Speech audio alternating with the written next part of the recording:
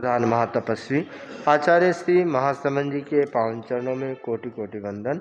श्रद्धेय मुनिश्री के पावन चरणों में भाव भरा वंदन। मुनिवृंद, उपस्थित समस्त श्रावक श्राविका समाज,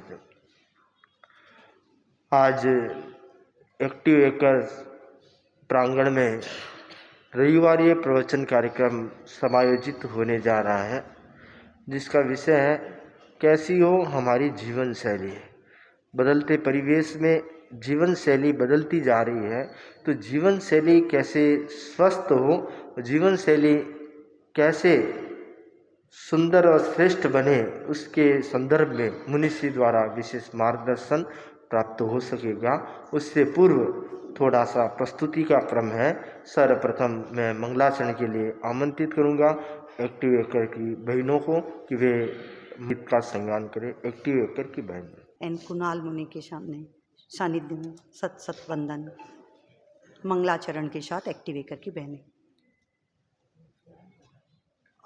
आज हमारे आंगन में, आज हमारे आंगन में चल कर गंगा आई है। इस गंगा में डुबकी लगा के जीवन सफल बनाना है, जीवन सफल बनाना है। आत्मशुद्धि का यह अवसर है, आत्मशुद्धि का यह अवसर है। इससे लाभ उठा लो रे, हो जाएगा बेड़ा पार। चिंतन मन में कर लो रे, चिंतन मन में कर लो रे। जीव विज्ञान प्रेक्षा ध्यान द्वारा, जीव विज्ञान प्रेक्षा ध्यान द्वारा मन एकेंद्रित करना है। सम्यक और अनुव्रत द्वारा जीवन सफल बनाना है, जीवन सफल बनाना है।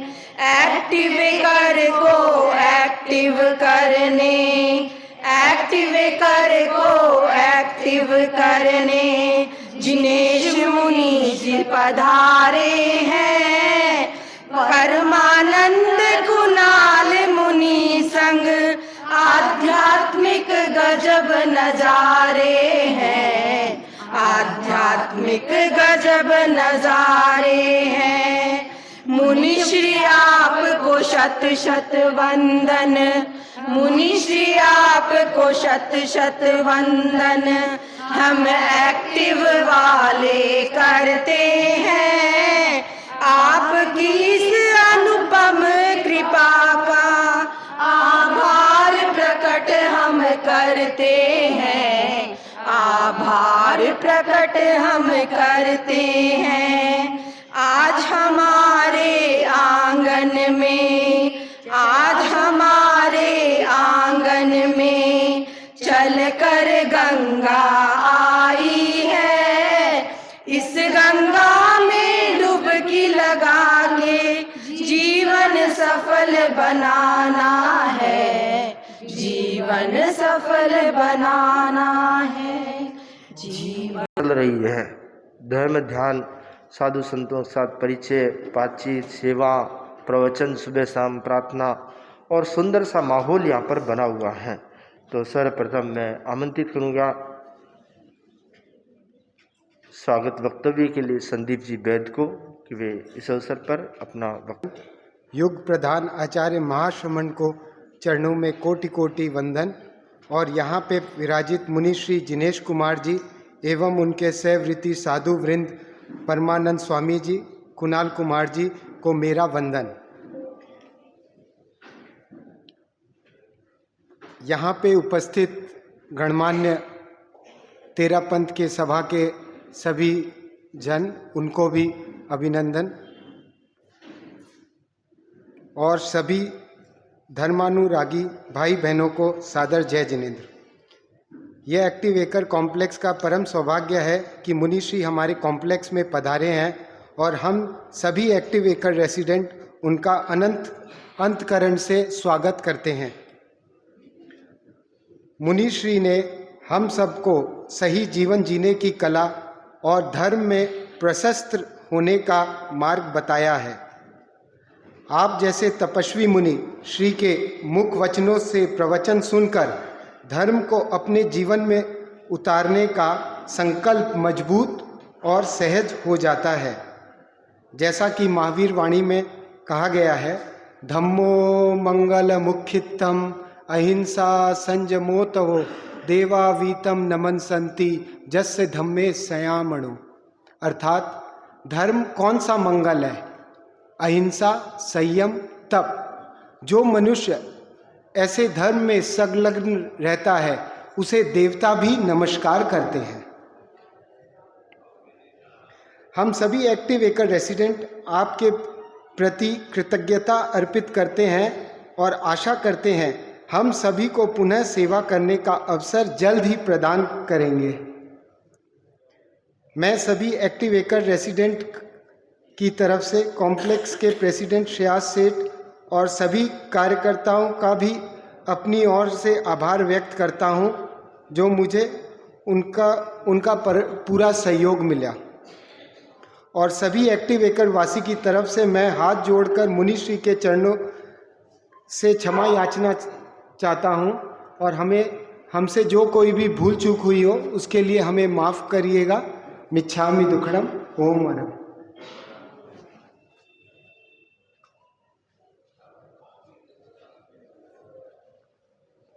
कितना देर हो गया है? क्या यार दीपक, हर दिन तो मम्मी इतना जल्दी उठा देती है। ठीक है भाई, आज से मैं हर दिन सुबह उठकर बंद हो गया। ठीक, चलो ठीक है, बोलो बेटा, बोलो। हर दिन सुबह उठकर सुबह 5 बार नमस्कार महामंत्र का जाप करूंगा और सोने से पहले अपनी गलतियों का आत्मालोचन करूंगा और उसे सुधारने का कोशिश करूंगा। अर्हत देव अकिंचन गुरुवर धार्मिक त्रिपदी ध्याये, समय प्रबंधन स्वास्थ्य निबंधन समुचित लाभ उठाए, प्रतिदिन अपना आपा परखे धर कर हृदय हथेली, जैनी जीवन शैली, जैनी जीवन शैली।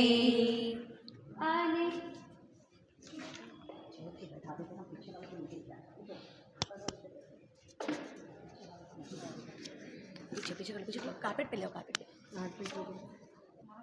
आंटी तुम उधर से आओगी, उधर चले जाओ आंटी के पास।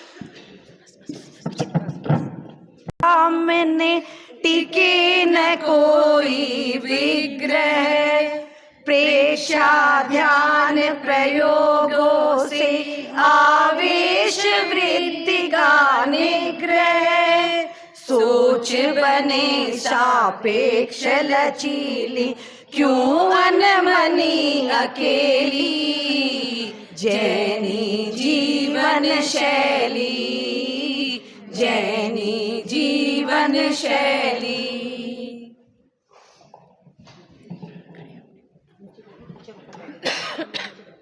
हिंसा से अनाक्रमण की वृत्ति, आत्महनन या भ्रूण हनन की क्यों हो क्रूर प्रवृत्ति, विकसित हो कारुण्य चेतना अपनी सजग सहेली, जैनी जीवन शैली।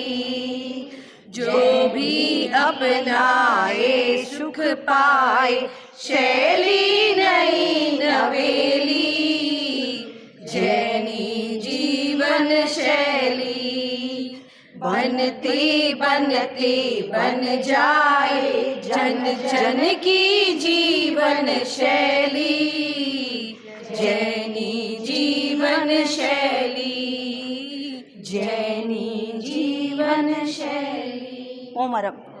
एक दिन दीक्षा लूंगी मन में भाव, एक दिन रख दूंगी मैं संयम पद पे पाँव।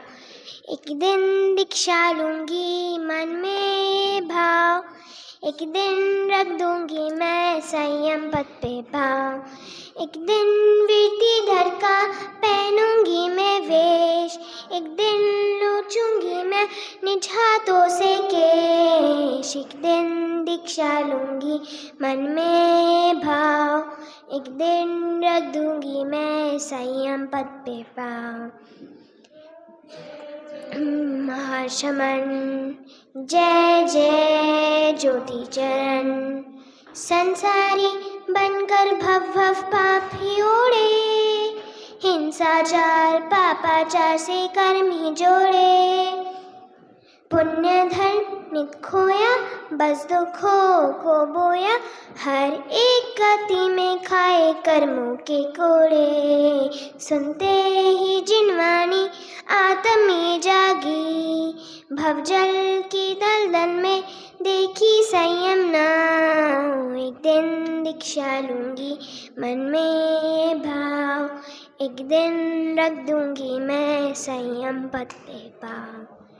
एक दिन वीरती धर का पहनूंगी मैं वेश, एक दिन लोचूंगी मैं निज हाथों से केश। एक दिन दीक्षा लूंगी मन में भाव, एक दिन रख दूंगी मैं संयम पद पे पाँव।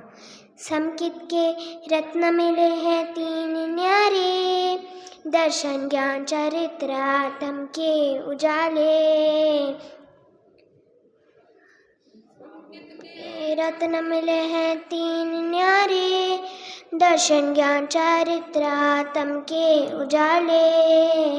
यह दौलत यह पूंजी मुक्ति की यह कुंजी, सुख दाम ले जाएंगे ये गुण रत्न सारे। एक दिन दीक्षा लूंगी मन में भाव, एक दिन रख दूंगी मैं संयम पद पे पाँव। एक दिन वीरती धर का पहनूंगी मैं वेश, एक दिन लोचूंगी मैं निज हाथों से केश। एक दिन दीक्षा लूंगी मन में भाव, एक दिन रख दूंगी मैं संयम पद पे पाँव। जय जय महाशरम, जय जय ज्योति चरण।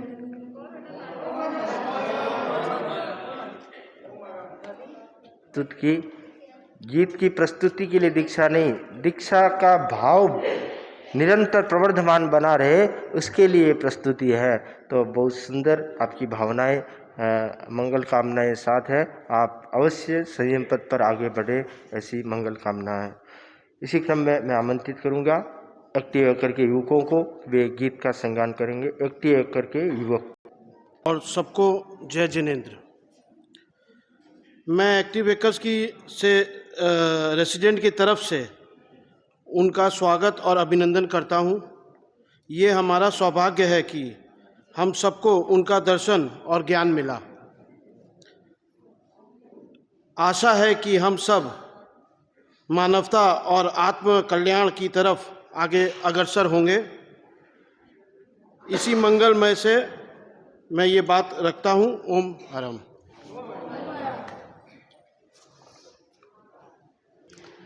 देव मेरे दिव्य अरहम श्रेष्ठ सारे लोक में, देव मेरे दिव्य अरहम श्रेष्ठ सारे लोक में, साधना धन साधु मेरे सुगुरु पथ आलोक में। धर्म वह जो साधना पथ केवली उपदिष्ट है, आत्म समता में अमल सम्यक्त मुझको इष्ट है, सम्यक्त मुझको इष्ट है। हे मुनिवर, आपके यहाँ पदार्पण से यहाँ सकल जैन समाज एक छत के नीचे एकत्रित हुआ है। आपके यहाँ पदार्पण से ये धरा पवित्र हो गई है। हम अपनी भावनाएं किस तरह प्रकट करें, शब्द नहीं मिल रहे हैं। फिर भी हम एक गीतिका के माध्यम से हम अपनी भावना को प्रकट करते हैं। इसमें अगर कुछ भी त्रुटि हो तो हम क्षमा याचना पहले कर लेते हैं।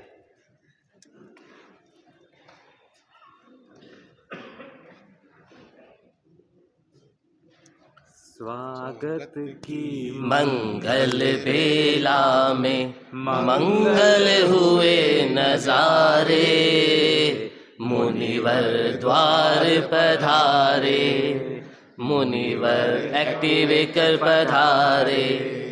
कलियों से नाजुक ये पलकें इन राहों में बिछाई, भावों के सुमनों की सुंदर हमने माला बनाई। नैनों के उजले दीपों से आरती आज उतारे, मुनिवर द्वार पधारे, मुनिवर एक्टिवेकर पधारे। इंतजार था इन घड़ियों का कैसे आज बताएं, पाकर शुभ सानिध्य आपका फूले नहीं समाए। जितना सोचा बढ़कर पाया, खुल गए भाग्य हमारे, मुनिवर द्वार पधारे, मुनिवर एक्टिवेकर पधारे। अर्पण तो हाथों में न कुछ है, क्या हम भेंट चढ़ाएं। अभिनंदन के इस मौके पर भाव विनय के गाए। कर लेना स्वीकार भाव यदि लायक बने तुम्हारे, मुनिवर द्वार पधारे, मुनिवर एक्टिवेकर पधारे। जीवन सफल बनाए हम, करके शांत कषायों को आत्मानंद पाए हम। जीवन सफल बनाए हम, जीवन सफल बनाए। जीवन का है राम क्षमा और वैर घृणा है रावण। लाभ अलाभ आदि में समरा, जीते हम समरांगन। शूरवीर प्रभु वीतराग का ध्यान लगाए हम। जीवन सफल बनाए हम, जीवन सफल बनाए। विनय धर्म का मूल बताया, फिर क्यों अहम को धारे। अहम से अरहम की यात्रा कर, निज आत्म को तारे। गणधर गौतम की घटना को भूल न पाए हम। जीवन सफल बनाए हम, जीवन सफल बनाए। गंगा जल सावन मन निर्मल है सा लक्ष्य हमारा। कर पुरुषार्थ तोड़ना हमको मोह माया की द्वारा। कथनी करनी की दूरी को शीघ्र मिटाए हम। जीवन सफल बनाए हम, जीवन सफल बनाए हम। इच्छाओं का अंत नहीं है, विरले से छोड़े, घेरा कठिन कामनाओं का विरले ही जन छोड़े। चाह गई चिंता भी मिट गई, भूल न पाए हम, जीवन सफल बनाए हम। करके शांत कषायों को आत्मानंद पाए हम, जीवन सफल बनाए हम, जीवन सफल बनाए हम।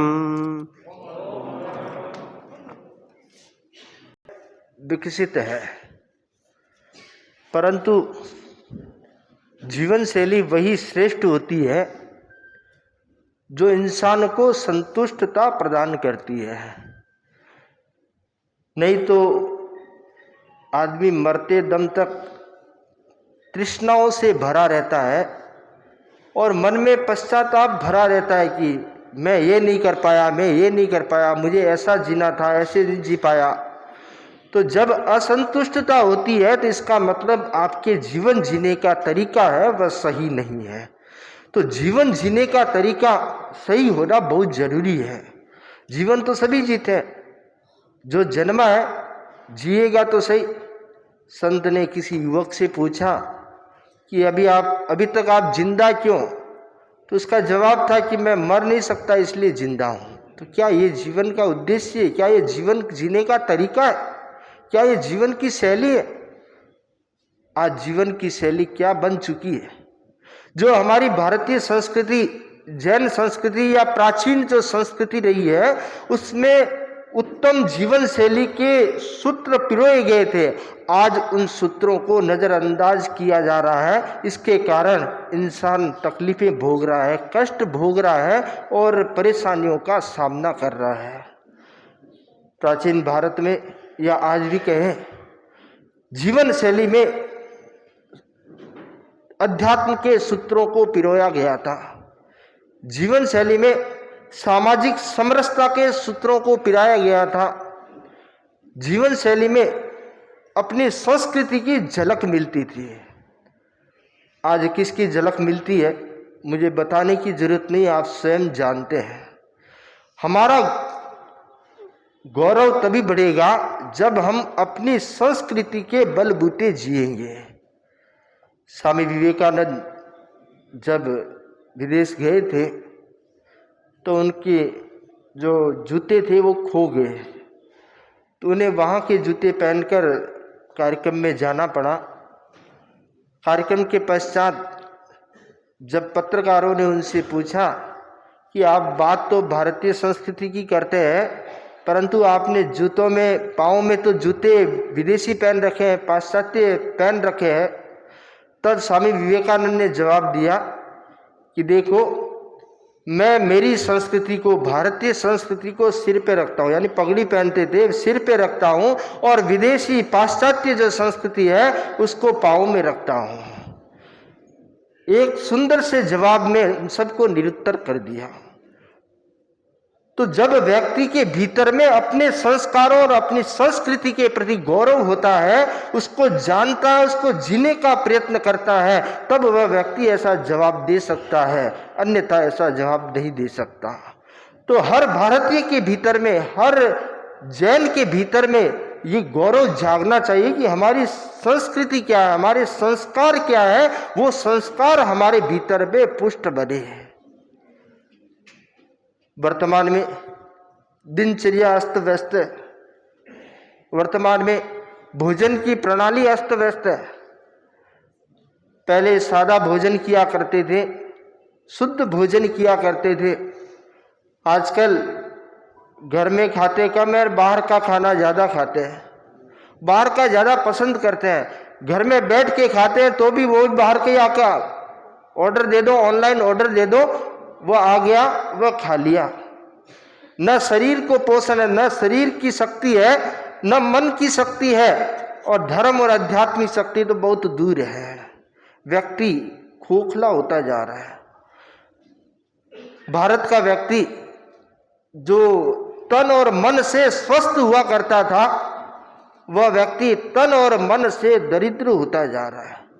अर्थ से कोई दरिद्र है तो कोई खास बात नहीं है, कोई बड़ी बात नहीं है, पुरुषार्थ करेगा, दरिद्रता मिटा देगा।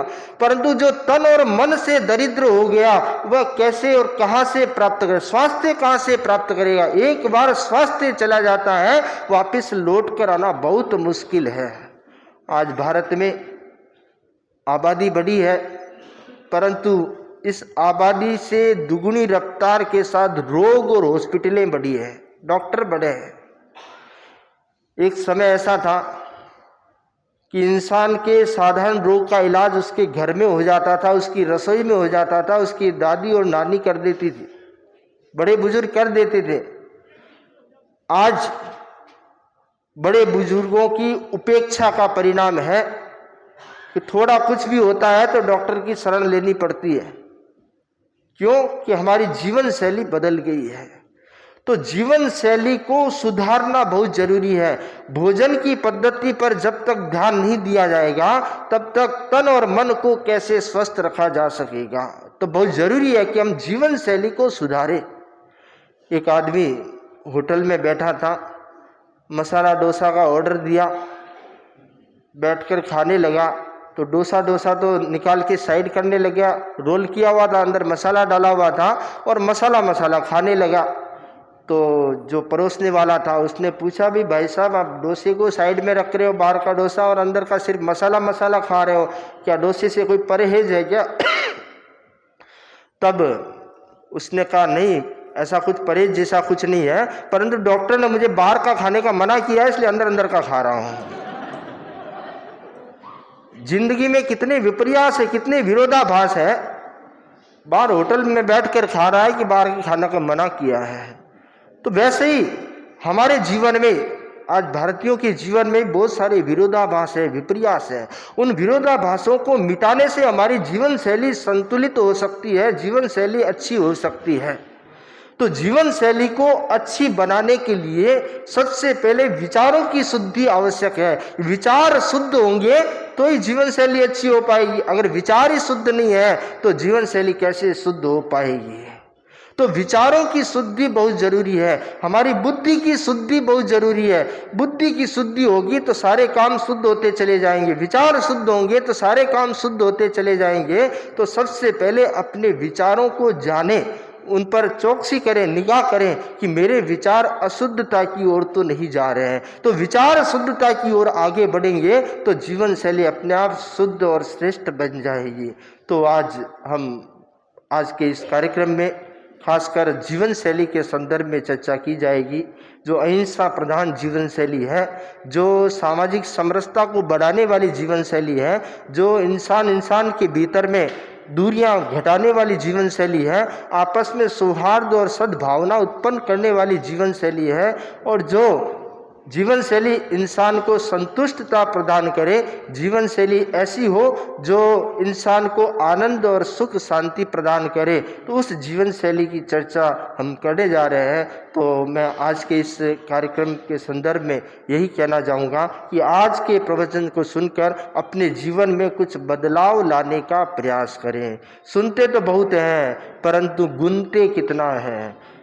श्रवण के साथ मनन जरूरी है। सिर्फ श्रवण से कुछ नहीं होगा। श्रवण के साथ मनन करें और मनन के बाद क्रियान्वयन करें, अपने जीवन में लागू करने का प्रयास करें। 10% भी अगर लागू करेंगे तो अवश्य ही आपके जीवन की दशा और दिशा बदलते देर नहीं लगेगी। अब मैं निवेदन करूंगा श्रद्धेय मुनिषी से आज के इस रविवार कार्यक्रम के अंतर्गत अपने प्रवचन हेतु निवेदन श्रद्धेय मुनिषी। भगवान महावीर स्वामी के चरणों में कोटि से वंदन। युग प्रदान आचार्य महासमुद्र के चरणों में कोटि से वंदन। मुनिवृंद, उपस्थित धर्म प्रेमी भाई और बहनों, आज का विषय है कैसी हो हमारी जीवन शैली। आचार्य महासमण जी एक बहुत सुंदर श्लोक फरमाते हैं, नित्यं हिताहार विहार सेवी समीक्षकारी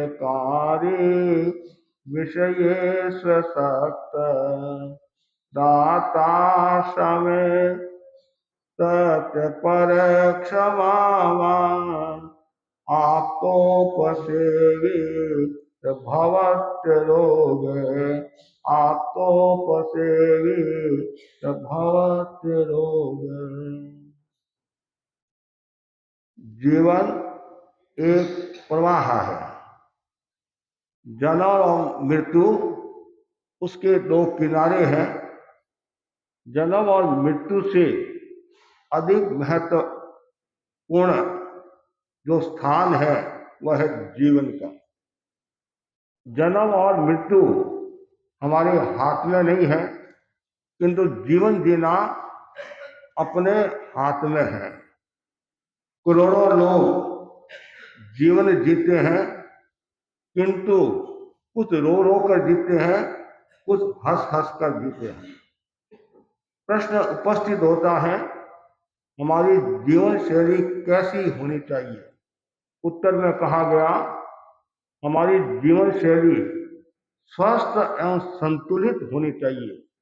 कहा भी गया है, जिंदगी जियो तो उस कदर करीने से आंख हंसती रे आबाद बसती रे, और मौत मरो तो उस कदर ममता से सांस ढलती रे रोशनी जलती रे, सांस ढलती रे रोशनी जलती रे।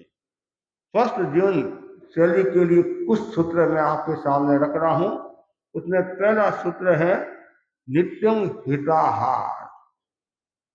हमारा जो आहार है वह कैसा होना चाहिए? मनुष्य देहधारी प्राणी है। देह को चलाने के लिए आहार की आवश्यकता रहती है। जीवन के दो महत्वपूर्ण सूत्र हैं, श्वास और आहार। श्वास के बिना जीवन नहीं और आहार के बिना भी जीवन नहीं है।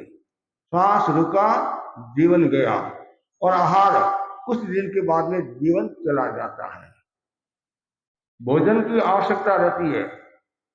भोजन कैसा होना चाहिए, इसका भी सबको विवेक होना चाहिए।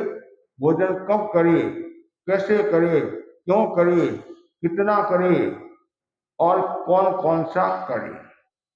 हम जैन हैं, उच्च कुल के हैं। यदि हमारे भोजन में विकृति है तो समझना चाहिए आप अच्छी जीवन शैली जी नहीं रहे हैं। अच्छी जीवन शैली जीना है, संतुलित जीवन शैली जीना है, तो सबसे पहले आहार का विवेक जरूरी है। आहार सात्विक होना चाहिए। तामसिक और राजसिक आहार से दूर रहना चाहिए। जो व्यक्ति तामसिक भोजन करता है उसके भीतर में हिंसा का भाव बढ़ेगा, भोग का भाव बढ़ेगा, अनर्थ का भाव बढ़ेगा, और घर का वातावरण, परिवार का वातावरण, समाज का वातावरण दूषित हो जाएगा। आज वर्तमान में तीन बातें बहुत बढ़ रही है। एक तो व्यसन खूब बढ़ रहा है, एक नॉनवेज भी बढ़ रहा है, और साथ में हिंसा का भाव भी बढ़ रहा है। व्यसन में नॉनवेज भी हम साथ में ले सकते हैं, और दूसरा हम ये भी कह सकते हैं व्यभिचार, दुराचार। व्यसन भी बहुत बढ़ रहा है, व्यभिचार भी बहुत बढ़ रहा है, और हिंसा का भाव भी बढ़ रहा है।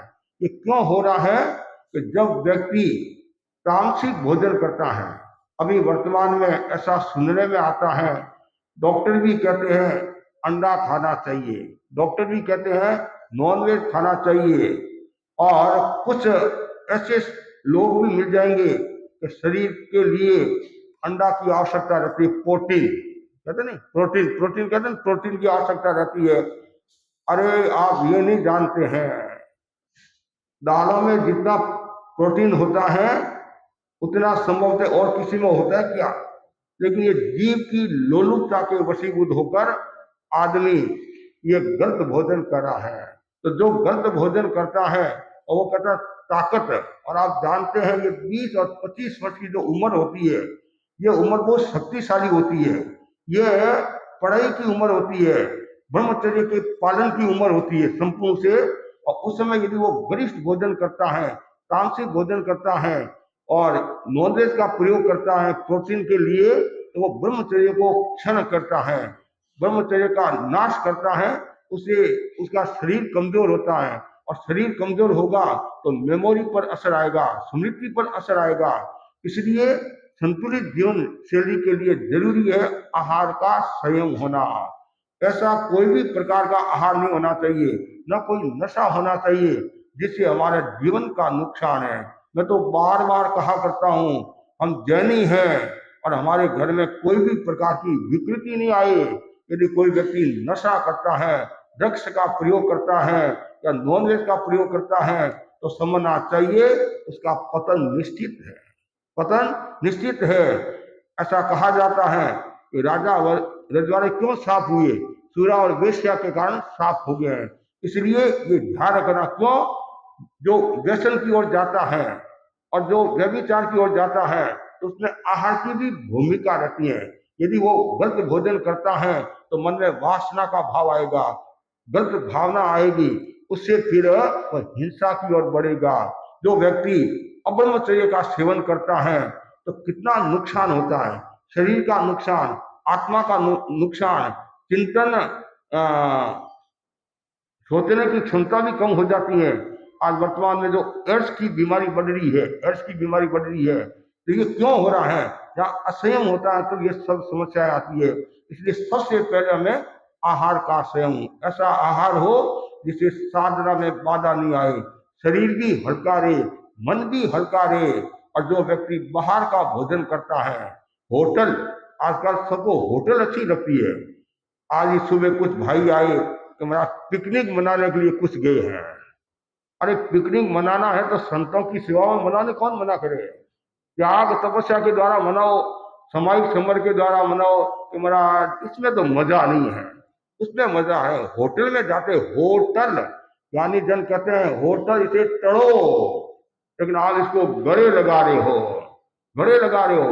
दूरदर्शन बोलते हैं, दूरदर्शन, इसके दर्शन दूर से करो।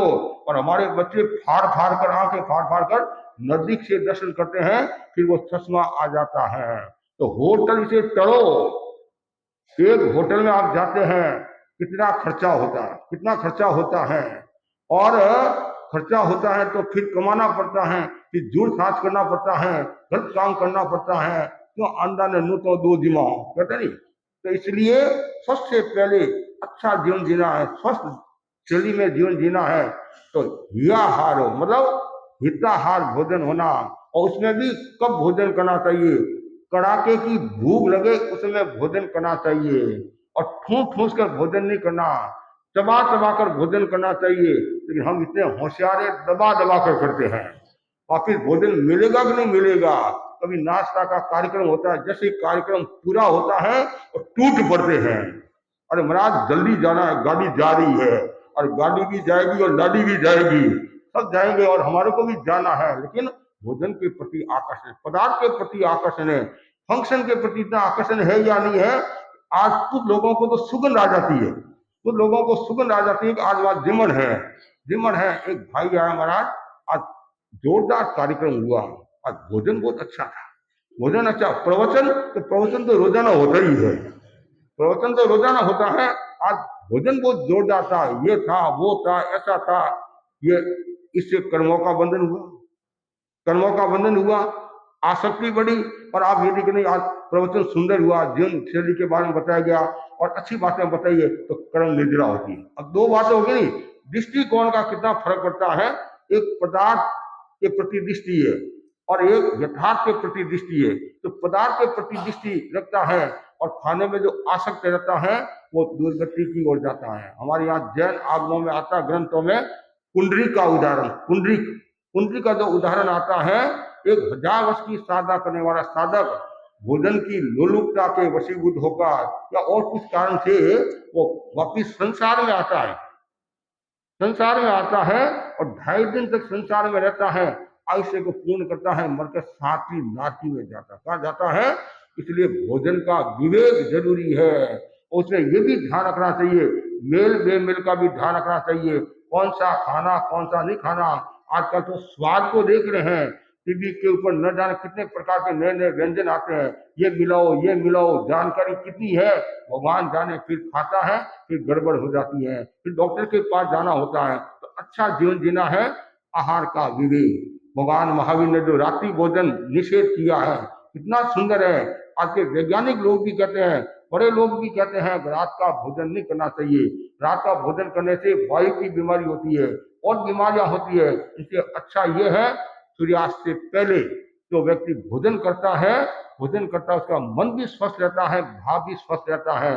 और समय समय पर उन्नोदरी की भी साधना करनी चाहिए, द्रव्य उन्नोदरी की भी साधना करनी चाहिए, खाने का संयम रखना चाहिए। और कब भोजन करना, आयुर्वेद के सिद्धांत के अनुसार सूर्योदय का जो मतलब ये प्रातः काल का जो भोजन होता है 11-12 बजे का जो भोजन होता है वो आयुर्वेद के सिद्धांत के अनुसार चढ़ते सूरज में भोजन करना चाहिए। 12:30 के पहले पहले भोजन करना चाहिए और 12:30 के बाद में जो भोजन करता है, ढलता सूरज में जो भोजन करता है वो सुबह का भोजन ही है, शाम का भोजन है, शाम का भोजन है। इसलिए ये भी ध्यान रखना चाहिए। आजकल तो कभी कभी हमारी गोची में भी समस्या आती है, महाराज अभी तो नाश्ता हुआ है, भोजन तो 2 बजे होगा, 1:30 बजे होगा, 2:30 बजे होगा और रात का भोजन 10-11 बजे होता है, कुछ क्षेत्र के हिसाब से भी होता है। तो इसलिए ये ध्यान में रखना। कुल मिलाकर आप यदि संतुलित जीवन शैली जीना चाहते हैं, सबसे पहले आहार का विवेक और सावधानी रखो, क्या खाना क्या नहीं खाना। इससे आपका स्वास्थ्य भी अच्छा रहेगा और घर का वातावरण भी अच्छा रहेगा। दूसरा जो सूत्र ऐसा भी कहा जाता है, एक बार जो भोजन करता है, हल्का भोजन करता है, वो महात्मा होता है। कौन होता है? अब ये एक बार भोजन के साथ में क्या शब्द जोड़ा? हल्का भोजन। लेकिन आप बड़े होशियार हो, महाराज ने कहा है एक बार भोजन करता है वो महात्मा होता है। तो एकाश ना करो, 1-2 घंटा बैठे रहो और सुबह और शाम की कसरत निकाल दो, तो वो वास्तव में महात्मा नहीं है। जो हल्का भोजन करता है वो महात्मा है। और 2 बार जो भोजन करता है वो बुद्धिमान है, और 3 बार जो भोजन करता है वो नीरा मूर्ख है, और 4 बार जो भोजन करता है वो गधा है। मैं नहीं कह रहा हूं, मैंने जैसा पढ़ा सुना है वो मैं आपको बता रहा हूं। लेकिन ये ध्यान में रखने की बात है, दिन भर खाना नहीं। कुछ लोग कहते हैं महाराज मेरे शुगर की बीमारी इसलिए खाना पड़ता है, और शुगर की बीमारी हो किसी की बीमारी हो, विवेक रखना चाहिए। और जितना ज्यादा विवेक होगा उतना ही आपका स्वास्थ्य अच्छा रहेगा। कुछ लोग भोजन भट्ट भी होते हैं, आने दो, वो भी आत्मा की दृष्टि से, स्वास्थ्य की दृष्टि से अच्छा नहीं है। दूसरा बताया सूत्र, विहार सेवी, अर्थात विहार करना चाहिए। इसका मतलब है वॉकिंग, आपकी भाषा में वॉकिंग। आजकल लोग बहुत घूमते हैं, कुछ तो शौक से घूमते हैं, कुछ देखा देखी भी घूमते हैं, और कुछ स्वास्थ्य की दृष्टि से भी घूमते हैं। स्वास्थ्य की दृष्टि से घूमते हैं, आजकल बहुत घूमते हैं। हम भी कई जगह गए, मतलब जहाँ लोग घूमने के लिए जाते हैं वहाँ प्रवचन भी करके आए हैं। तो स्वास्थ्य की दृष्टि से घूमना अच्छा भी है। हमारे कालगुनी राज फरमाते थे, मेरे साधुओं के कभी हार्ट अटैक नहीं आएगा। क्यों नहीं आएगा? क्यों? आहार विहार निहार, वो मतलब गोचरी जाता है, विहार करता है। पंचमी गुणांश में बाहर जाते थे, दूर जाते थे, इसलिए उनके कभी हार्ट अटैक नहीं आएगा। और गीता में भी कितना सुंदर कहा है, युक्ताहार विहारस्य युक्त चेतस्य कर्मसु युक्त स्वप्नाय बोधाय योगो भवति दुःखः। तो उचित आहार, उचित विहार, उचित नींद, उचित जागरण करता है तो वो दुखों से मुक्त हो जाता है। इसलिए आवश्यकता है, वॉकिंग भी जरूरी है। अरे आप तो जब गांव में साधु साधु विराजते हैं, शहर में साधु साधु विराजते हैं, और सुबह सुबह साधु जब विहार करते हैं तो सुबह की सेवा करो आप। हाँ, 2 लाभ होगा, द्रव्य लाभ भी है और भाव लाभ भी है। मतलब शरीर भी आपका हल्का रहेगा और शासन की प्रभावना भी होगी और निद्रा भी होगी। संतों की सन्निधि का दुर्लभ अवसर प्राप्त होगा, कुछ बातें सुनने को भी मिलेगी। तो सुबह सुबह सेवा जरूर करनी चाहिए। और रास्ते में भी जब साधु साधु विहार करते हैं तो प्रत्येक व्यक्ति को ये एक नियम ले लेना चाहिए कि साल में 3 दिन तक मैं रास्ते की सेवा करूंगा। तो आप घूमोगे फिरोगे तो आपका शरीर भी अच्छा रहेगा। तो संतुलित जीवन शैली का दूसरा सूत्र विहार सेवी। ऐसा भी कहा जाता है, भोजन के बाद थोड़ा घूमना चाहिए, थोड़ा, और भोजन करते तत्काल नहीं सोना। तत्काल सोने से भी रोग पैदा होता है। वज्रासन में गुरुदेव तुलसी फरमाते थे वज्रासन में बैठ जाओ या थोड़ा घूमो, तो घूमने का बहुत बड़ा मूल्य है। और ऐसे बहिर यात्रा तो हम बहुत करते हैं, और समय आ गया है थोड़ी अंतर यात्रा भी करना चाहिए, अंदर भी घूमना चाहिए। अंदर घूमने से भी हमारा शरीर अच्छा रहेगा, मन अच्छा रहेगा। तीसरा जो सूत्र बताया है वो सुंदर है, समीक्षाकारी। हम कोई भी कार्य करें समीक्षा पूर्वक करें, सोच विचार कर करें। कोई भी पाप करता है, कोई भी पाप करता है, यदि वो नहीं सोचता है तो गलत हो जाता है। पाप करता है कि भाई इसका क्या परिणाम आया, क्या नहीं परिणाम आएगा, इसलिए कहा गया है पाप करने से पहले जो सोचता है, पाप करने से पहले जो सोचता है वह ज्ञानी होता है, और पाप करके बाद में जो सोचता है वह अज्ञानी होता है। और जो न पहले सोचता है न बाद में सोचता है वो मां अज्ञानी दुष्ट होता है। इसलिए कोई भी कार्य करे पहले सोचना चाहिए, विचार करना चाहिए इसका क्या परिणाम आएगा। कुछ लोग ऐसे होते हैं मन में आया वैसा कर लिया, तो उसका परिणाम सुखद नहीं दुखद आता है। कोई भी कार्य करते एक्शन ले तो रिएक्शन भी होगा, कहते हैं एक्शन रिएक्शन, उसका क्या परिणाम आएगा उस पर भी हमें ध्यान देना चाहिए। हमने मुंह से कोई शब्द बोल दिया, मन में आया बोल दिया, लेकिन ये भी सोचना चाहिए उसका परिणाम क्या आएगा। कहीं घर में लड़ाई तो न हो जाए, समाज में झगड़ा न हो जाए। तो लोग ऐसे होते हैं मुंह में आया वैसा बोल देते हैं, महाराज आज तो मैं पत्थर मार कर आ गया, और तुमने तो पत्थर मार दिया, कल तुम्हारी पत्थर पड़ेगा, तुम्हारी पत्थर पड़ेगा। इसलिए कोई भी काम करे सोच विचार कर करना चाहिए, और जितना ज्यादा आदमी सोच विचार कर काम करता है उतना वो सुखी रहता है, संतुलित जीवन शैली जीता है। आज अभी वर्तमान में हम देखते हैं जो लड़कों की शादी होती है, 3 वर्ष, एक मुंबई में सर्वे हुआ है, 3 वर्ष तक की जो शादी वाले लड़के लड़की है, युवक युवतियां है, तो वो डाइवर्स होता है।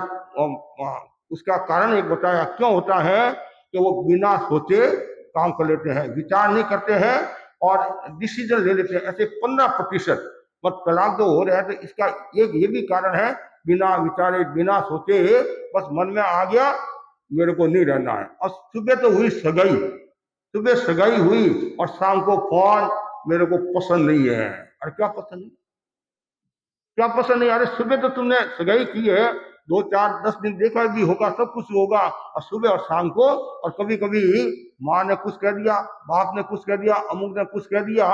एक जगह हम थे, एक जगह तो दर्शन करने के लिए आए, तो सासू ने बहू को कुछ कह दिया, मतलब होने वाली बहू को कुछ कह दिया कि धर्म जानी है, इसके परिवार में धर्म जानी है, ऐसा। मतलब हो सकता है उसका कोई कारण हो सकता है, इतना कारण उसके मन में इंसल्ट होगी, महाराज के सामने मेरी इंसल्ट कर ली कि इनके परिवार वाले धर्म ध्यान नहीं करते हैं, इनको धर्म की रुचि नहीं है, कुछ बातें और हुई और सगाई टूटी। मतलब क्यों? हम विचार नहीं करते हैं, और जब तक हम विचार नहीं करेंगे इसका क्या परिणाम आएगा तो उसका नुकसान ही होगा। इसलिए कोई भी काम करे समीक्षाकारी, गुरुदेव भी फरमाते साधु संतों को, आप कोई भी काम करो सोच विचार कर करो, सोचने से पहले मतलब नहीं, करने से पहले सोचो, बोलने से पहले तोलो। कहते नहीं, हम कोई भी काम करना है सोचो, और सोचकर काम करोगे तो रिजल्ट अच्छा आएगा और आपका जीवन भी अच्छा रहेगा। संतुलित जीवन शैली का महत्वपूर्ण ये सूत्र है समीक्षाकारी, और जो मन में आया वैसा कर लेता तो उसका परिणाम भी आपको भुगतना पड़ेगा। ऐसा कहा जाता है, एक छोटी सी कहानी है। घर में बहू आई, सबके नहीं आई, उसके घर में आई। मतलब अभी तो कुछ तो मुंह धोकर बैठे हैं, मेरे बहू आएगी, बहू आएगी, बहू आएगी, पैर दबाएगी, पैर दबाएगी, हाथ दबाएगी, पैर हाथ आग ऊपर छाती, फिर बाद में, समझे नहीं? हाँ, तो कभी भी ये आशा नहीं रखना, हाँ कभी भी आशा नहीं रखे भाई मेरे बहू आएगी मेरी सेवा करेगी, ये होगा। अपने खुद पैरों पर, हाँ पैरों पर कुल्ला नहीं मारना है, अपने पैरों पर खड़े रहो, अपने पैरों पर खड़े रहो, खड़े रहो। तो अब वो शादी हुई, बहू आई, सासू बहुत भली थी बेचारी, बहुत भली थी, बहुत भली थी, और बहू थी वो बहुत तेज तरार थी, रोजाना तंग करती, रोजाना तंग करती, रोजाना तंग करती, पूरे परिवार को तंग करती। मकान के पीछे एक बाड़ा था, मकान के पीछे बाड़ा था, तो वहां वो जाती, वहां एक सोन चिड़ी का ये वृक्ष था, और वो वहां जाकर उसकी पूजा करती। क्या करती? पूजा करती, और बोलती मैं तने पूजू सोवन चिड़ी, मैं तने पूजू, हाँ सोवन फूली मर्दो सासू और दोए नंदोली। मर्दो सासू दोए नंदोली, मत ये सब मर जाएंगे तो हमारा दो का ही राज रहेगा। तो क्या बोल रही है, मैं तने पूजू सोमन फूली मर्दो सासू दोए नंदोली। एक दिन पति भी पाड़ा में गया, उसने सुना ये रोजाना क्या करती, पानी डालती, यह करती है। और फिर उसके कानों में स्वर पड़े मर्दो सासू दोए नंदोली, ऐसा, और इसको पानी पिलाना है। ऐसे समझने वाली नहीं है। पास में एक और वृक्ष था, वो वहां जाता है और बोलता है, मैं तने पूजू ऊंट कंटाला मर्दो सासू दोए ने साड़ा। ऊंट कंटाला वृक्ष था, मैं तुम्हारे को पूज रहा हूं, मर्दो सासू दोए साड़ा। आखिर कान में स्वर तो पड़ेंगे नहीं। आप यदि किसी को सुनाते हो तो आपको भी कोई सुनाने वाला है। जैसे उसने सोचा ये तो उल्टा हो गया। अब नया नाटक शुरू किया। नया नाटक, आजकल देवता भी बहुत आते हैं, घरों में देवता भी बहुत आते हैं। नहीं देवता आसाधना नहीं करता मैं, देवता भी बहुत आते हैं। तो उसको भी देवता आना शुरू हो गया। और देवता खाऊं खाऊं खाऊं खाऊं, तो किसको, सासू को सासू को सासू को सासू को। सासू बेचारी सीधी थी और सासू ने हाथ जोड़ा, सासू को नहीं खाऊं, खाली बहू ने खाऊं। क्या बोलिए, सासू को नहीं, तुम्हारी बहू को खाऊंगी। देवता आते नहीं, तब बहू को। तो सासू ने सुना, सासू ने सोचा अरे हमारी लाडली बहू है, ये चली जाएगी, मर जाएगी, वापिस मिलेगी नहीं। और आई हाथ जोड़े, देवता देवी जो भी है, आप माफ करो मेरी बहू की गलती माफ करो। नहीं नहीं नहीं, मैं बहू ने खाऊं। और कोई उपाय है? हाँ उपाय है, यदि आप जात दे दो, जात देते नहीं, जात दे दो और थोड़ा सा और सिर मुंडा दो और मुंह काड़ा कर लो, तो मैं आपकी बहू को बचा सकता हूं, बचा सकती हूं। बुढ़िया ने सोचा मेरे क्या फर्क पड़ता है, सिर मुंडा दूं, गर्मी का टाइम है, थोड़ी चाय मिलेगी, राहत भी मिलेगी। और मुंह काड़ा करूंगा, घूंघट में है, कौन देखने वाला है, कम से कम मेरी बहू तो बच जाएगी। हाँ बाबूजी, मैं सिर मुंडन करा दूंगी और मुंह भी काड़ा, और मैं आपको जात देती हूँ। वो मन में खुश हो रही है, वाह वाह अब मजा आया। और इतने में पति भी दुकान से घर आ गया। तो माँ थोड़ी उदास थी, क्या हुआ, तो माँ ने कहा बेटा ऐसी ऐसी बात हुई, और तो मैं खाली बहू ने खाऊं। तो फिर क्या हुआ, तो बहू को मत खाओ, कोई उपाय है? तो ये बता, सिर मुंडा और मुंह काड़ा। अच्छा ये तुम बैठ जा, आराम से सोफा सेट पर बैठ जा। और वो तो मन में राजी हो रही है। और उसका ससुराल गांव में था, और तत्काल गांव का जो घर था, ससुराल था, वहां पहुंच गया। और ऐसे उदास विदास, अरे जमाई अचानक कैसे आ गई, और ऐसा नाटक किया उसने। क्या हुआ, आपकी जो बेटी है, और बेटी को कोई खाने के लिए आ गया, तो मैं खाऊं। कोई उपाय? हाँ उपाय है। तो कहा है तुम्हारी बेटी को छोड़ सकता हूँ, तो इसकी जो माँ है वो सिर मुंडा दे और मुंह काड़ा कर ले, तो हो सकता है काम, हो सकता है। उसने सोचा मेरी बेटी बच जाएगी और जवाई जी का घर रह जाएगा, है नहीं तो मुश्किल हो जाएगी, टाबरों का हाल खराब हो जाएगा। कोई बात नहीं, इसको लेकर सासुती सामान के साथ लेकर आया और जात देने लगी। और वो बहुत खुश हुई, वाह वाह मेरा काम। और वो बोली, देख बंदी का चाला। कौन बोल रही है? बहू। देख बंदी का चाला, सिर मुंडा मुंह काड़ा। देखो मैंने मन में जो ठाना था वो करके दिखा दिया, वो भी कम नहीं था। देख बंदी की फेरी, अम्मा तेरी के मेरी, अम्मा तेरी के मेरी। देख अरे ये क्या, तो बिना सोचे विचार करेगा तो यही होगा। तो आज वर्तमान में ऐसा ही हो रहा है, तेरी मेरी में उलझे हुए हैं, तेरी मेरी में। इसलिए ये सब समस्या आ रही है। तो संतुलित जीवन जीना है, अच्छा जीवन जीना है, तो समीक्षाकारी सोच विचार कर कार्य करो, इससे आपका बहुत फायदा होगा।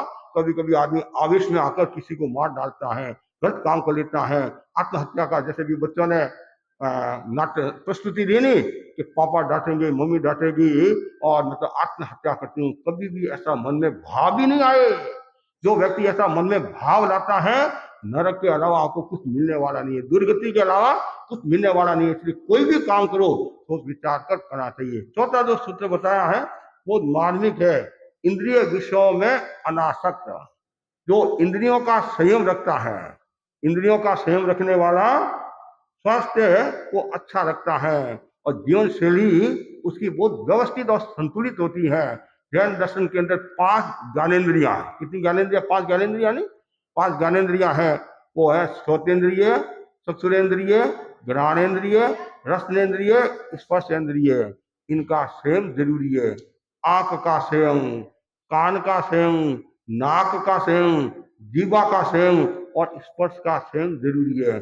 इनमें जो अनासक्त है वो तो अच्छा जीवन जीता है, और जो इसमें डूबा हुआ रहता है, श्री कृष्ण वासुदेव के समय की घटना आती नहीं, और सैया पालक, और वो गीत में इतना डूब गया, उसका परिणाम क्या आया। एक सैया पालक की बात नहीं है, वर्तमान में भी हम देखते हैं, ऐसा सुनने में आता है, और रेलवे पटरियां पार करे हैं और कानों में मोबाइल है, मोबाइल है और इसमें मशगूल है, इतना उनको आनंद आ रहा है। पीछे से बेचारा वो ड्राइवर है, ट्रेन का ड्राइवर है, वो हॉर्न भी बजा रहा है और भी कुछ कह रहा है, लेकिन कौन सुने। लोग भी कह रहे गाड़ी आ गई है, गाड़ी आ गई है, गाड़ी आ गई, इतना उसमें मशगूल है, परिणाम ये आया है वो मृत्यु को प्राप्त हो जाता है।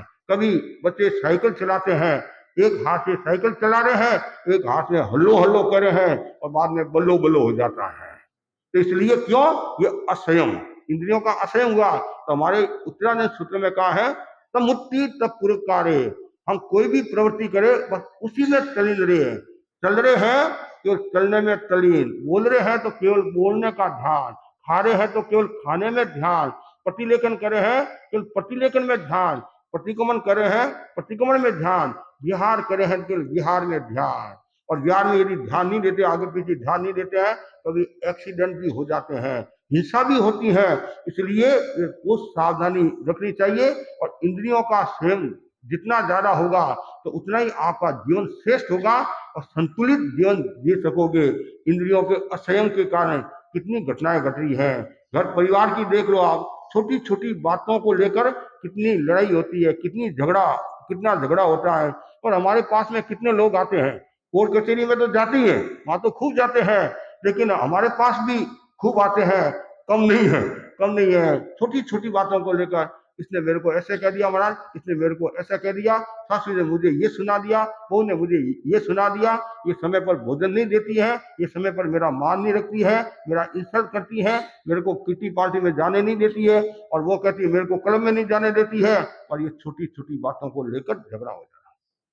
और कभी कभी ऐसा एक साड़ी को लेकर, पति ने कहा तुम्हारे को पीली साड़ी पहनी है, वो बोली मैं ग्रीन साड़ी, बस इतने में क्या होगा, ऊपर से कूदी और ऊपर चली गई, ऊपर से कूदी और ऊपर चली गई। अब अरे थोड़ा तो सहन करना सीखो, इंद्रियों का संयम थोड़ा तो रखो।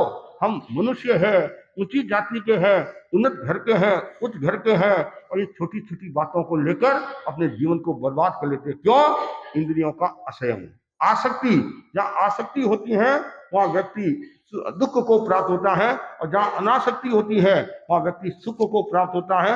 इसलिए कहा भी गया है, बहुत सुंदर कहा गया है कि जो व्यक्ति अनासक्त का जीवन जीता है वो व्यक्ति आगे बढ़ जाता है, और जो अनासक्त का जीवन नहीं जीता है वो पीछे रह जाता है। इसलिए हमेशा अनासक्ति का जीवन जीना।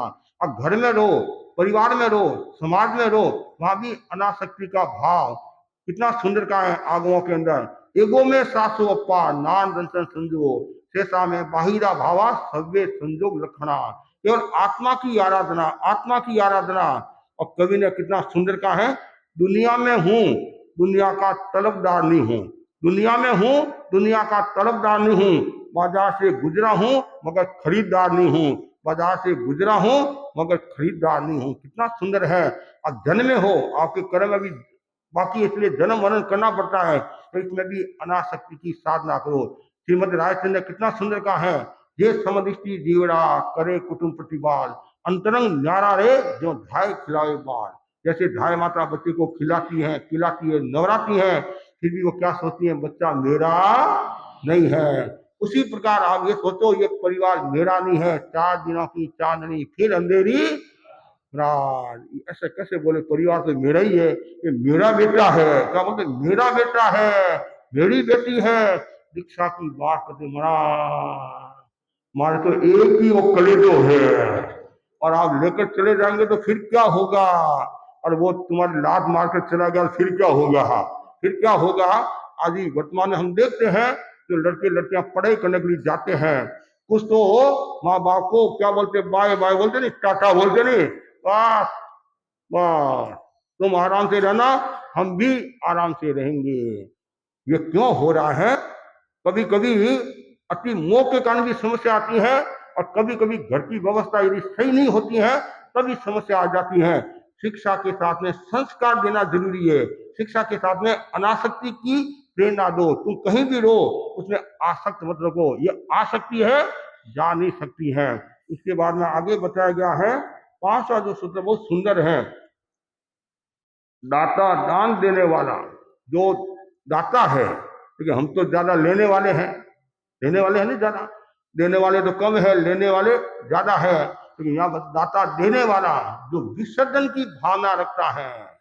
देखो, एक देता है, समाज में देते हैं लोग, खूब पैसा देते हैं, लेकिन उसमें सौदा का भाव भी आ जाता है।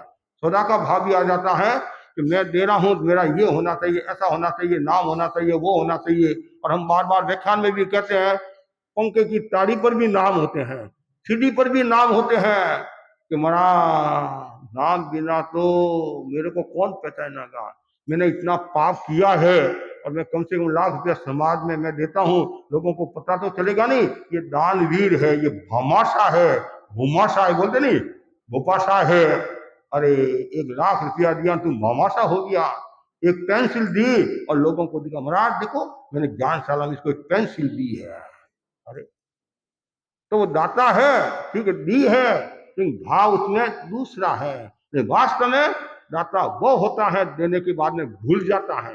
देने के बाद में कितना सुंदर का है, दान देने के बाद में भूल जाओ, और आपका कोई उपकार करे तो जिंदगी भर तक याद रखो। आपका कोई उपकार करे तो जिंदगी भर तक याद रखो, और आप देकर भूल जाओ, तब तो मजा है, नहीं तो सजा है। इसलिए कभी भी मन में ये भावना नहीं आनी चाहिए। और उसमें भी बताया गया है, गुरुदेव महासमुद्री फरमाते, दाता देने वाला ज्यादातर तो धनी देता है, धनी देता ज्यादातर, समय कम देता है, स्नेह कम देता है, दीक्षा देने वाले भी कम मिलेंगे, ज्यादा धन की बात आती है। इसलिए वो फरमाते हैं, पहला धन के प्रति आसक्ति नहीं होनी चाहिए, धन के प्रति आसक्ति नहीं होनी चाहिए। दूसरा, धन का अहंकार नहीं होना चाहिए। मेरे पास में धन है, मेरे पास में धन है, तो लोगों के अहंकार भी होता है। इतना अहंकार होता है, चंदा लेने के लिए जाते हैं तो 10 बार घुमाते हैं, 10 बार घुमाते हैं। बेचारे का 1000 रुपया देता है तो 300 का तो पेट्रोल जल जाता है, 300 का पेट्रोल जल जाता है। धन का इतना अहंकार होता है। और तीसरा है धन का दुरुपयोग। आजकल धन का दुरुपयोग भी बहुत हो रहा है, प्रदर्शन आडंबर कितना हो रहा है। अभी एक जगह शादी का कार्यक्रम था राजस्थान में, और इतना प्रदर्शन किया, इतना दिखावा किया, इतना मायरा किया, और शायद दूसरे दिन ही छापा पड़ गया। दूसरे दिन क्यों प्रदर्शन करे, आपके पास है तो क्यों धन का दुरुपयोग करे। और धन का सदुपयोग करो ना, कौन मना करे, धन का सदुपयोग करो, है सब समाज का ही काम है, इसका आत्मा के साथ लेन देन नहीं है। जहां भी संसार की प्रवृत्ति है, लेकिन एक सदुपयोग, एक दुरुपयोग। एक आप यदि धन कोई मांसाहारी को देते हैं, मटन की दुकान वो शेर में देते हैं या ऐसा देते हैं, एक शराब वाले को देते हो और एक जरूरतमंद को देते हैं आवश्यकता, तो है सब संसार का काम है, तो उसमें भी अलग अलग होता है। कभी कभी कर्मों का इतना बंधन हो जाता है जिनकी हम कल्पना नहीं कर सकते हैं। इसलिए दाता, लेकिन धन में आसक्ति नहीं, धन का अहंकार नहीं, और धन का दुरुपयोग नहीं होना चाहिए। और आचार्य महासमन जी तो इतना फरमाते हैं कि आपके पास में जो भी धन है वो नीति और न्याय से आना चाहिए। अनीति का पैसा घर में नहीं होना चाहिए। दूसरों की संपत्ति हड़प कर आप यदि धन प्राप्त करते हैं तो आप कभी सुखी रहने वाले नहीं है, संतुलित जीवन जी नहीं सकते हैं। इसलिए हमेशा ये भावना भाव, दाता देने वाला मतलब हमेशा स्वस्थ रहे, विसर्जन का भाव। और ये जो हाथ मिले ना, हाथ, ये हाथ की जो शोभा है, हाथ की शोभा किससे है? दान से है, दान से है नहीं, दान से है। जैसे कुंडल की शोभा, कान की शोभा कुंडल से होती है, नहीं, भगवान की वाणी सुनने से होती है। वैसे ये जो हाथ मिले हैं, दोनों हाथों से खूब बांटो। गुरुदेव तुलसी ने कितना बांटा, कितना बांटा, कितना ज्ञान दिया। वर्तमान में गुरुदेव कितना ज्ञान दे रहे हैं, हमारे साधु साधु भी कितना ज्ञान दे रहे हैं। तो बांटो बांटो, विद्या तो बांटी बड़े, कहते नहीं। कुछ लोग कहते हैं महाराज मैं सब धन दे दूंगा तो फिर मैं खाऊंगा क्या। चिड़ी चौंच बढ़ ले गई, नदी ने घटियो नीर, दान दिया ना धन घटे, कह गया दास कभी। हाँ, जितना ज्यादा आप दोगे उतना बढ़ेगा, ऐसा कहा जाता है। बाकी तो अपने कर्म है, लेकिन विद्या तो बांटोगे तो उतनी आपको विद्या बढ़ेगी। क्यों बढ़ेगी?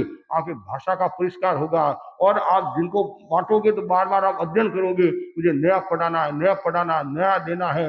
हम व्याख्यान सुनाते हैं तो बहुत तैयारी करनी पड़ती है। क्यों? कुछ हमारे परमानेंट ग्राहक होते हैं, परमानेंट ग्राहक होते हैं, कस्टमर होते हैं। तो कस्टमर परमानेंट होते हैं तो फिर क्या है, हमारा तो रोजाना यही बात सुनाते हैं, यही बात। उनको ये पता नहीं है क्षेत्र बदल गया है, क्षेत्र बदल गया है। क्षेत्र बदल गया, लेकिन परमानेंट श्रावक तो वही है नहीं हमारे। कुछ तो बहुत सावधानी रखनी पड़ती है। जब मैंने बेंगलोर चातुर्मास किया तो कुछ हमारे परमानेंट, जैसे हमारे जुगराज जी की तरह और भी ऐसे कुछ है, कमल जी की तरह, तो रोजाना आते। तो मेरे को बहुत सावधानी रखनी पड़ती है। फिर भाई ने कहा महाराज आप तो रोजाना नई बात सुनाते हो।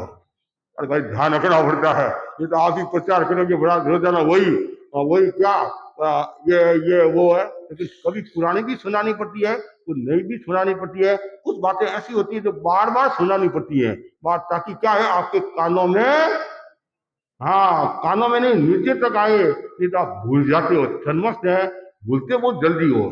तो भूलने की बातें हैं, भूलने की जो बातें हैं वो तो क्या करते हैं आप याद रखते हैं। जो याद रखने की बातें हैं वो भूल जाते हैं। इसलिए हमेशा ये ध्यान रखो कि मतलब मेरे भीतर में कभी भी मतलब ये आसक्ति का भाव नहीं आए।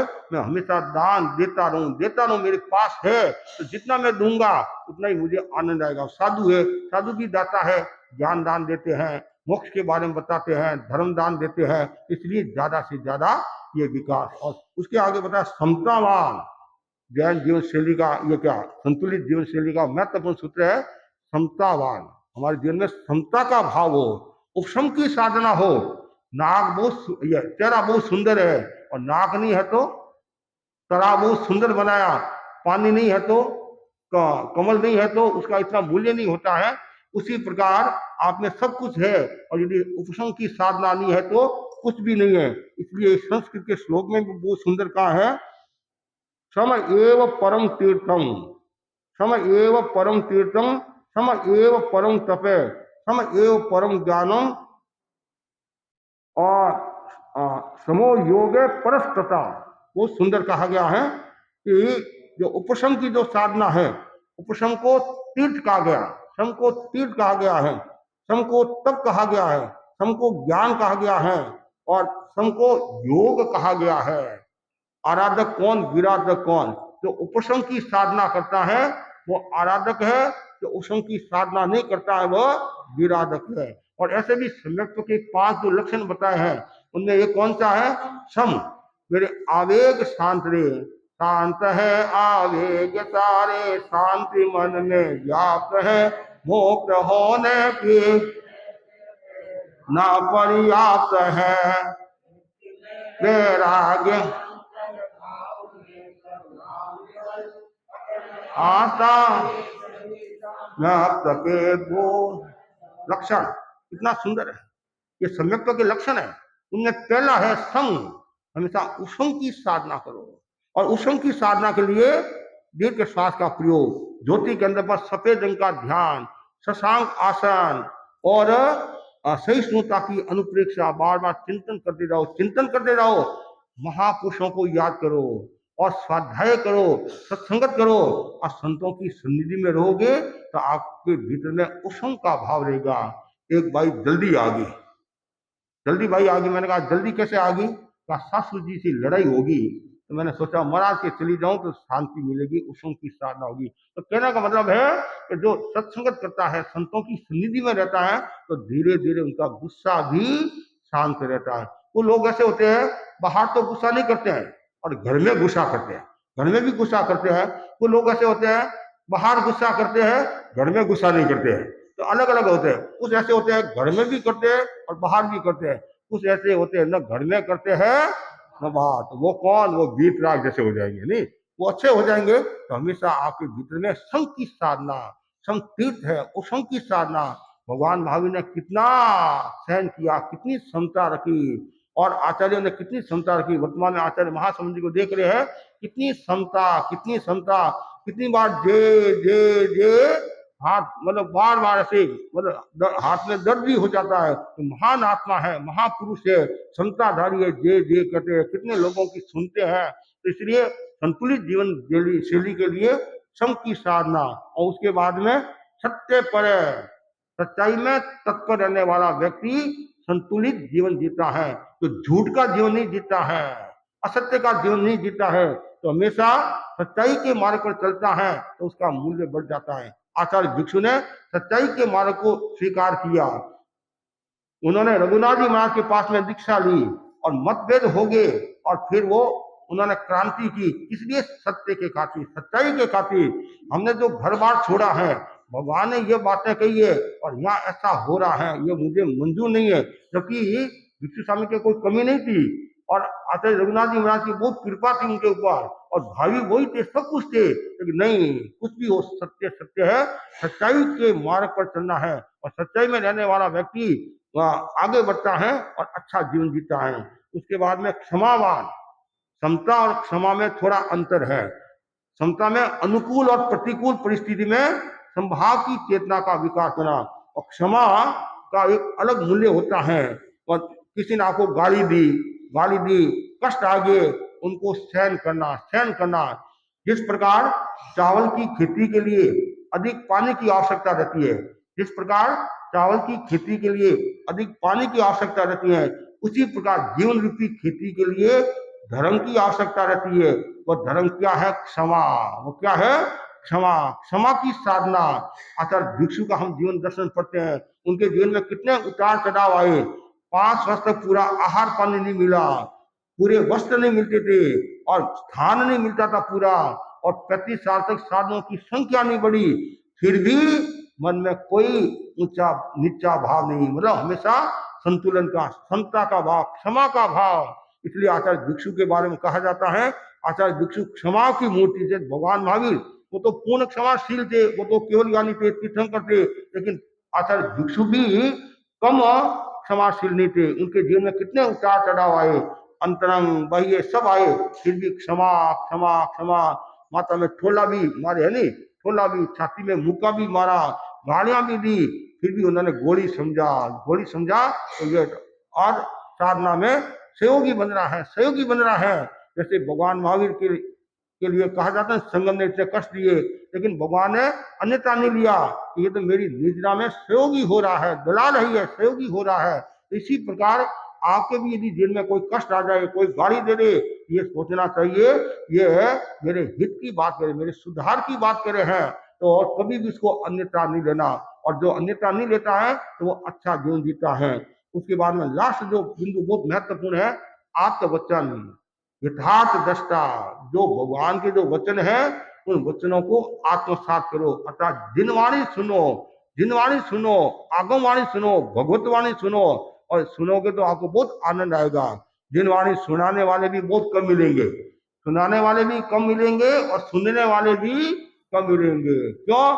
अब पूरे कलकत्ता में एक सिंगाड़ा है, पूरे कलकत्ता में एक सिंगाड़ा है, तो कभी 12 महीनों से 2 साल से भी नंबर लगता है। कभी कुछ ऐसे क्षेत्र हैं, कुछ ऐसे घर भी है जहाँ साधु संतों का पदार्पण भी नहीं होता है, तो उनको जिनवाणी कहाँ से वो सुन पाते। लेकिन आजकल तो दूसरे साधन हो गए, जिनवाणी सुनने के दूसरे साधन हो गए हैं, लेकिन एक श्रीमुख से सुनते, सामने सुनते हैं, उनका एक अलग एक प्रभाव होता है। तो जिनवाणी सुननी चाहिए। जब भी अवसर मिले सब काम काज छोड़कर, कहते नहीं कि भाई सब काम काज छोड़कर पहले दान करना चाहिए, और सब काम काज छोड़कर पहले भजन करना चाहिए। भोजन को छोड़ो, पहले भजन करो। तो आप लोग इतने होशियार हो, पहले भोजन बाद में भजन, पहले पेट पूजा फिर काम दूजा। यहाँ श्रावक आते नहीं व्याख्यान सुनने के लिए, और महाराज 10 मिनट ठहरो, अभी कमरा में थोड़ा सा नाश्ता पानी चल रहा है। और अभी तो चाय पीकर आया है, नाश्ता करके आया नहीं, बड़ा वापिस 12 बजे जाना पड़ेगा, 11 बजे तो पेट में थोड़ा माल होगा नहीं तो आराम से नींद ले सकते, नींद नहीं आराम से भजन कर सकते हैं, भजन कर सकते हैं। भजन का अपना मूल्य है, भोजन का भी अपना मूल्य है, लेकिन भजन करना चाहिए। जिनवाणी सुनो, जितनी ज्यादा जिनवाणी सुनोगे उतने ही आपके कर्म कटेंगे, कर्म निजरा होगी। तो मैंने कहा नहीं, कान की जो शोभा है वो कुंडल से नहीं है, जिनवाणी सुनने से है। तो बहुत कम सुनने वाले हम, बार बार मुक्त में कहते नहीं, वो पानी में रहने के बाद भी पत्थर पिघलता नहीं है, पानी में रहने के बाद भी पत्थर पिघलता नहीं है, और दूध में धोने के बाद भी कोयला उजलता नहीं है। पानी में रहने के बाद भी पत्थर पिघलता नहीं है, और दूध में धोने के बाद भी कोयला उजलता नहीं है। कितनी कलुषता भरी है जिंदगी के अंदर। 100 बार सुनने के बाद भी आदमी बदलता नहीं है, 100 बार सुनने के बाद भी आदमी बदलता नहीं है। पंचरा वसन सिर माते, पन्नाला तो यहीं गिरेगा। महाराज का काम है सुनाना, हमारा काम सुनना, आना जाना कुछ नहीं है। महाराज ने हमारी प्रशंसा कर ली और हमने महाराज की प्रशंसा कर ली, आना जाना कुछ नहीं है। नहीं, जिनवाणी सुनो, मन से सुनो जिनवाणी, और जो मन से जिनवाणी सुनेगा तो उसका तो बेड़ा पार होगा। तो कुछ लोग ऐसे होते हैं, ऊपर से तो जिनवाणी सुनते हैं, बताते हैं, ऊपर से ऐसा है, ये है, भीतर से कैसा है उस पर भी हमें चिंतन करना। बहुत सुंदर कहा है, ऊपर सफेदी अंदर दिल काला है, ऊपर सफेदी अंदर दिल काला है, होठों पर हंसी दिल में ज्वाला है। ऊपर सफेदी अंदर काला है, होठों पर हंसी दिल में ज्वाला है। दिखावा इतना है कुछ समझ में नहीं आता, तिजोरी भले ही खाली तो ऊपर से ताड़ा है, अंदर कुछ नहीं है तो ऊपर से ताड़ा है। तो कभी कभी ऐसा होता है, ऊपर से तो आप बहुत अच्छे लग रहे हो, तो महाराज हम भी सोचते देखो कितने श्रावक शानदार है, जानदार है, कितने भक्ति वाले हैं जो हमारी बात सुन रहे हैं, और जैसे ही बाहर जाते हैं आ जाओ मैदान में। तो ऊपर से सुनना अलग बात है, भीतर में उतारना अलग बात है। तो जिनवाणी को उतारो किसकी तरह, रोहिणी चोर की तरह उतारो तो बेड़ा पार हो जाएगा। तो ये जो 8-9 सूत्र है, इस पर सबको चिंतन करना है और अपने जीवन को बदलना है। और जो व्यक्ति अपने जीवन को बदलता है वो व्यक्ति आगे बढ़ता है। वर्तमान परिपेश में हम चिंतन करें, शिक्षा बहुत बढ़ रही है, लेकिन संस्कारों का ह्रास हो रहा है और अभक्ष्य पदार्थों का सेवन शुरू हो गया है। मतलब जनरल दृष्टि से कह रहा हूं, उस पर भी हमें कंट्रोल करना है। और जो व्यक्ति ये सोचता है कि खाओ पियो मौज करो ऐसा आराम करो, तो ये भव भी बिगड़ा और अगला भव भी बिगड़ेगा। इसलिए हमेशा अच्छा जीवन जीना है। हमें ये जीवन मिला है, बस जन्म और मरण का इतना मूल्य नहीं है जितना मूल्य है जीवन का। और जो व्यक्ति जितना ज्यादा अच्छा जीवन जिएगा, जीवन 3 अक्षर है नहीं, कितना अक्षर, जीवन। तो जी माने जीतना, जी मतलब जीतना किसको, इंद्रिय और मन को जीतना। वह का मतलब है वमन करना, दोषों को छोड़ना, जो इंद्रियों के विषय है उनको छोड़ना, वमन करना। जैसे उल्टी हो जाती नहीं तो आप क्या बोलते, जी छोड़ो हो गया, है नहीं, वैसे ही विषयों का वमन करने से आत्मा निर्मल और पवित्र हो जाएगी। और न जो है नवीनता को प्राप्त करना, मोक्ष सुख वरण को प्राप्त करना। नवीनता जब यह सब छोड़ोगे तो नवीनता मतलब मोक्ष प्राप्त हो जाएगा।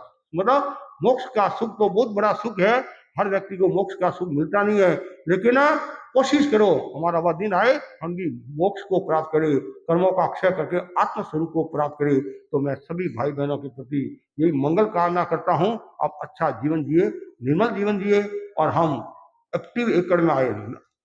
नाम ही जोरदार है। कभी कभी होता है नाम तो अच्छा होता है लेकिन काम अच्छा नहीं है, नहीं। जैसे नाम तो है महावीर प्रसाद और काम और कोई प्रसाद का है, नाम है शांति प्रसाद और काम है ज्वाला प्रसाद का। लेकिन यहाँ जैसा नाम है वैसा ही काम प्रतीत हो रहा है, एक्टिव सक्रिय, हाँ सक्रिय है। यहाँ के हमारे श्रावक सक्रिय है, जैन समाज तेरापन समाज तो सक्रिय है, दूसरे लोग भी संपर्क में आ रहे हैं। आज सुबह हम प्रभात फेरी, ये प्रभात फेरी में हम नहीं गए, लेकिन उनका जो कार्यक्रम होता है रविवार का, तो हमारे जमर जी ने कहा महीना में एक दिन हाँ आज से संकल्प ले लो। और ये जो पहली जो 13 आ रही है वो पहली 13 है, जो स्वागत भाषण जिसने संदीप जी ने किया, नहीं संदीप जी ने किया, तो पहली 13 का कार्यक्रम संदीप जी के यहाँ, ठीक है। संदीप इन्होंने भाषण दिया और कार्यकर्ता है, तो पहली 13 संदीप जी के यहाँ रात को 8 से 9 जो भी आपका समय हो, जो भी समय के हिसाब से फिर आगे फिर